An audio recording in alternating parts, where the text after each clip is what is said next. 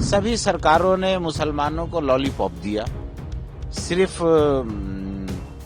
Vote लिया और गाय का गोश्त खाने का आजादी दे दिया। तमाम मुसलमानों से ये अपील है कि आप गाय की कुर्बानी न करें, बल्कि कुर्बानी नहीं बल्कि हमेशा के लिए गाय का गोश्त खाएं ही नहीं। सरकार से हम अपील करते हैं कि तमाम स्लॉटर हाउस को बंद कर दीजिए, गाय कुर्बानी नहीं हो, कोई भी बड़ा जानवर कुर्बानी नहीं हो।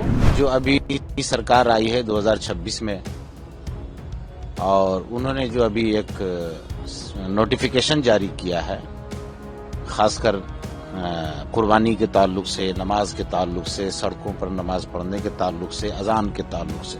पहला आपका सवाल यह है कि कुर्बानी के ताल्लुक से, तो ये कानून 1950 में बना था।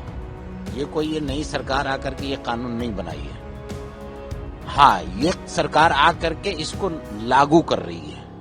इससे पहले जितनी भी सरकारें थी, कांग्रेस की थी, सीपीएम की थी और टीएमसी की थी, सभी सरकारों ने मुसलमानों को लॉलीपॉप दिया, सिर्फ वोट लिया और गाय का गोश्त खाने का आजादी दे दिया। कानून था लेकिन लागू नहीं था।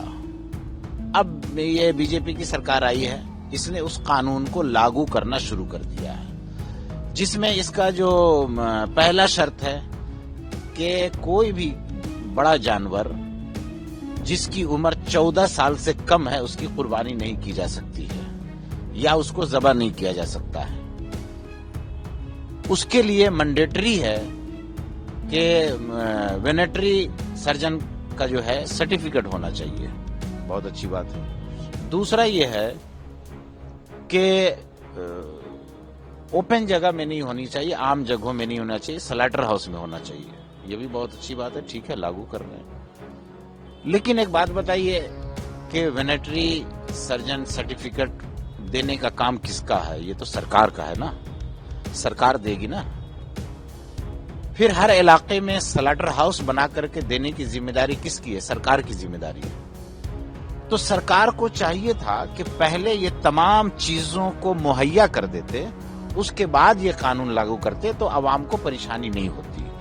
अभी इस वक्त पश्चिम बंगाल के अवाम को कुर्बानी को लेकर के बहुत उलझन में है, लेकिन हमारा मुसलमानों से ये अपील है कि तमाम मुसलमानों से ये अपील है कि आप गाय की कुर्बानी न करें, बल्कि कुर्बानी नहीं बल्कि हमेशा के लिए गाय का गोश्त खाएं ही नहीं।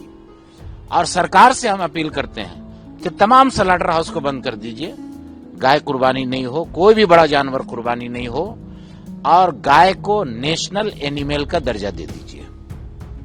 क्योंकि गाय अगर मुसलमान नहीं खाएगा तो सबसे ज्यादा नुकसान हमारे हिंदू भाई का होगा, मुसलमान का नहीं होगा।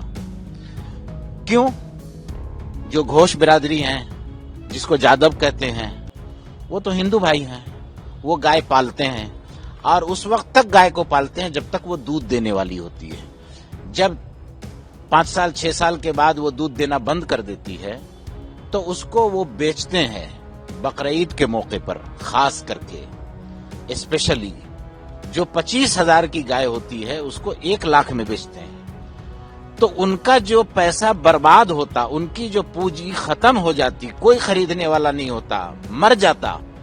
और अगर घर में रखते तो 400-500 रुपया उसको रोजाना खाना खिलाने में लगता, तो उनका घर से पैसा जाता। अब वो पैसा रिटर्न भी नहीं आएगा अगर वो गाय मर गई तो वो 25,000 की गाय को मुसलमानों के हाथ बकरीद के मौके पर 1 लाख में बेचते हैं और एक गाय को बेच करके 4 गाय खरीदते हैं। तो ये हमारे हिंदू भाई का कारोबार, बिजनेस, दूध का काम और फाइनेंशियल कंडीशन मजबूत होता है। तो सबसे ज्यादा तो हमारे हिंदू भाई का नुकसान है। मुसलमान उसको लेकर के मुजरिम बने, काटने का जुर्म लगे, 6 महीना का उस पर जेल हो, नॉन बिलेबल सेक्शन लगे। हम मुसलमानों से अपील करते हैं कि आप बिल्कुल गाय मत लीजिए, न गाय की कुर्बानी कीजिए। अलबत्ता हम मुसलमानों से ये भी कहना चाहते हैं कि मुसलमान बकरा, खस्सी, छागल जो भी होता है वो खरीदे। और अक्सर बकरी, छागल जो होता है ये हमारे मुसलमान भाई पालते हैं। तो जब आप बकरीद में खस्सी छागल खरीदेंगे तो मुसलमान भाई का फाइनेंशियल कंडीशन मजबूत होगा, वो ऊपर बढ़ेंगे।